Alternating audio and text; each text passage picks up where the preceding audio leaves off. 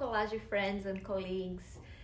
Thank you very much for attending the Plenary Latinxs in Space Geophysics and discuss with us the gender bias in the ALAGE COLAGE community. I am Alessandra Pasini, and unfortunately I wasn't able to attend the meeting this year and discuss with you this important subject in person. Instead, I prepared this very short presentation here in the form of a video to introduce some of the guiding ideas of this conversation. So you will be able to follow up that discussion with the members of this panel and also focus on defining the best practices that we should adopt as a community and also recommend some actions to the ALAGE leadership. We will do that later after this panel, after listening to your ideas also, and we hope to address the raised issues in this plenary. So I chose to not prepare PowerPoint slides and just sit here and talk to you in this informal way. So this conversation can be introduced in a more comfortable scenario, I hope, to you. So I will start by saying that we are promoting here in this plenary a discussion on gender issues in our scientific community, considering gender identity, not necessarily biological designations. Okay, so I will also already acknowledge that within one gender group, we understand that there are other factors that can amplify inequalities, for example, race, class, sexuality, and those factors are not being addressed now in this first conversation. And we are not addressing them not because they are not important, because they are very important and impactful, but we just don't have any data to talk about that now yet. So what we see as gender identity is the person's internal sense of self and their gender. So it's how they see themselves, whether as a man or a woman or neither or both. There are a lot of room here in this spectrum. The term Latinx have been adopted recently to include us all into the conversation. Men, women, cisgender, transgender, non-binaries, and non-conforming people. We are talking about those people, all of us. So what are the gender issues that our community faces? If you cannot think of any gender issue, you probably should think that privilege is invisible to the ones who have it. So the most obvious issue is the lack of equality in gender representation. Just look around the room.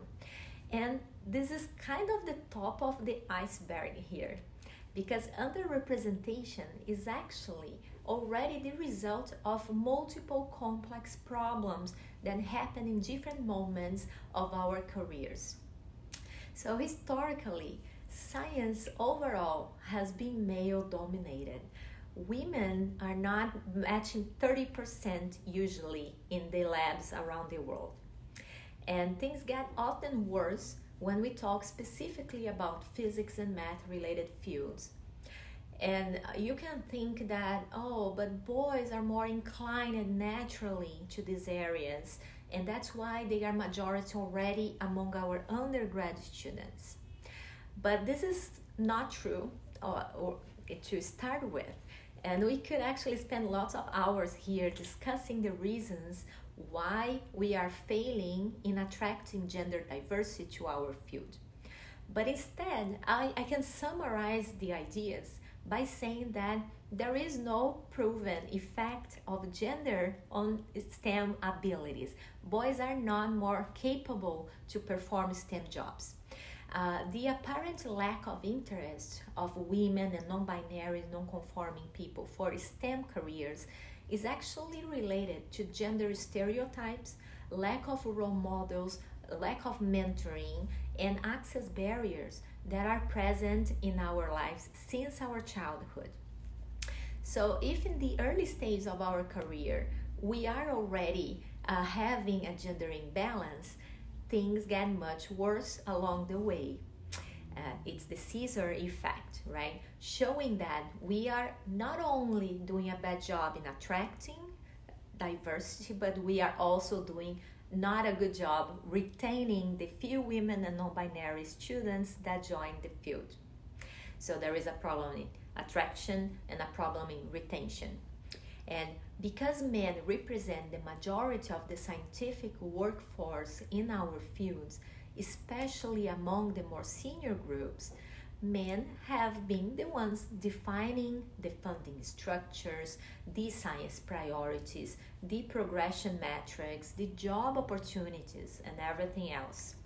So we actually have been working under a non-spoken gender power game that is very harmful, not only at the individual levels, but also in the institutional levels and in the overarch of the science field. So this is bad for everybody and everywhere. And it is harder to play a game that wasn't designed for people like you. So the game's rules not necessarily make any sense to your specific need or address your specific goals. In such an fair game, success metrics won't necessarily reward your skills, for example, or your performance on the assigned tasks. As a result, life events like marriage, children, and COVID have been already shown that they disproportionately impacted women scientists, for example. So being a minority in any group brings a lot of impact to your performance and your behavior in your career. So make teams, for example, less diverse, and it makes your voice less heard. You are less visible, more vulnerable to oppressions and harassments. So it makes you feel not belonging to that group. Lack of diversity makes a team less innovative, less productive, and more hostile. So all of these that I said here are not based on voices in my mind or personal experiences. Those are facts that are based in a number of published studies that support each one of those statements. We here in this plenary organization, we are putting together a list of these papers and other relevant resources, and we hope to make these resources available to the community as soon as possible, so we can all be informed about those facts and understand that those are realities. So the gender bias that impact every stage of our career are sometimes unconscious bias. Most of the time, men don't realize that it's easier for them to recruit other men, for example, in a selection committee. And that's why funding agencies like NASA have been implementing the double-blind review system in their proposal panels. And those resolutions are already impacting the diversity in these groups. So it is our job as a community, COLAGE ALAGE, to identify and mitigate the biases. For that, we need to promote and engage in these kind of conversations that we are having here, and having an open mind. Solving these problems is a good thing for the entire science community. So we have to educate ourselves about those issues and become aware of our own biases, and also about the institutional biases that we are immersed. We cannot keep accepting, for example, all male sessions in a conference.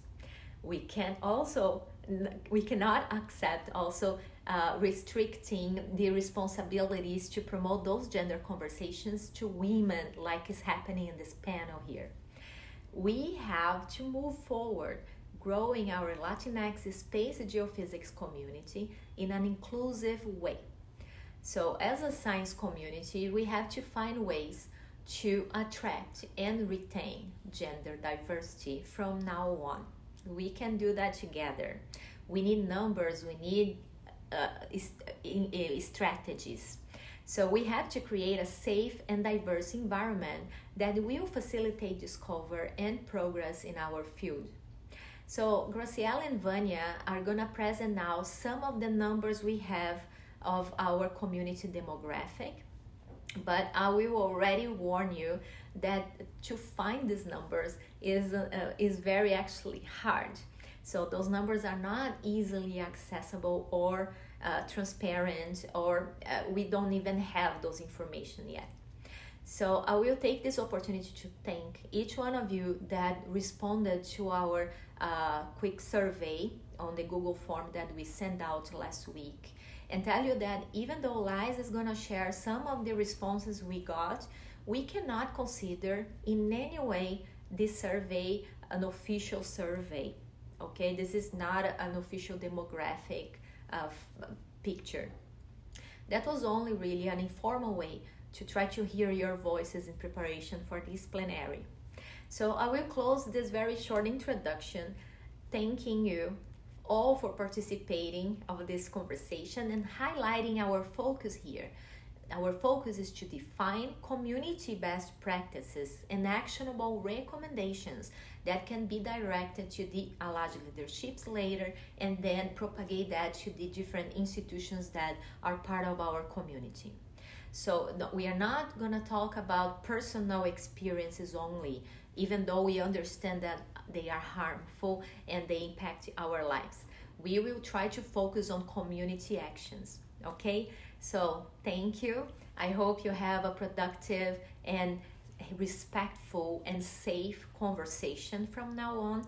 I will get back to Liza, and I hope to see you soon, and I hope we can create this document and move forward in a very productive and inclusive way. Thank you.